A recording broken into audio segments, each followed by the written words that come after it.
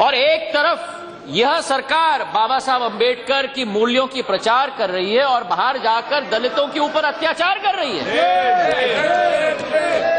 ये इनकी कथनी और करनी में अंतर। और अध्यक्षा महोदय, असलियत इस सरकार की, इनका पर्दाफाश धीरे धीरे जरूर हो रहा है। मुझे तो आश्चर्य हुआ, हमारे प्रधानमंत्री साधारण तौर पर हर मुद्दे पर ट्वीट करते हैं, लेकिन इस नौजवान छात्र के आत्महत्या पर 5 दिन बाद इन्होंने चुप्पी तोड़ी। क्योंकि विरुद्ध कार्रवाई होनी ही चाहिए। सही। हम चाहते थे अध्यक्षा महोदय एक्शन लिया जाए, लेकिन एक्शन के बजाय मैं तो आश्चर्यचकित रह गया जब कैबिनेट में इस बात पर बहस हो रही है कि एक साधारण छात्र दलित है या नहीं, और इसमें सरकारी हर तंत्र का इस्तेमाल किया जा रहा है। मुझे ज्यादा अनुभव नहीं है राजनीति में अध्यक्षा महोदय, 15 साल ही हो गए हैं, लेकिन मैंने कभी यह नहीं सुना।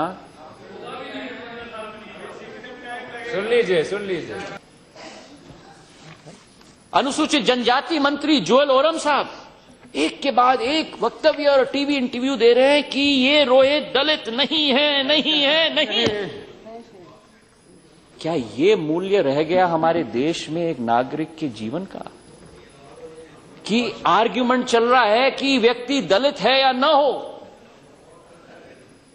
और अगर हम मान भी लें 1 मिनट के लिए, अगर वो दलित नहीं था, चाहे वे वडेरा जाति के थे, ओबीसी में आते थे, जिसमें भी आते थे, क्या उससे हमारे मंत्रियों की दुष्कर्म पर कमी पड़ेगी? विश्वविद्यालय का उद्देश्य क्या है? क्या उद्देश्य है कि हम अटेंडेंस दें? क्या हम उद्देश्य है कि हम परीक्षा दें? विश्वविद्यालय का उद्देश्य है कि विचारों का आदान प्रदान होना चाहिए।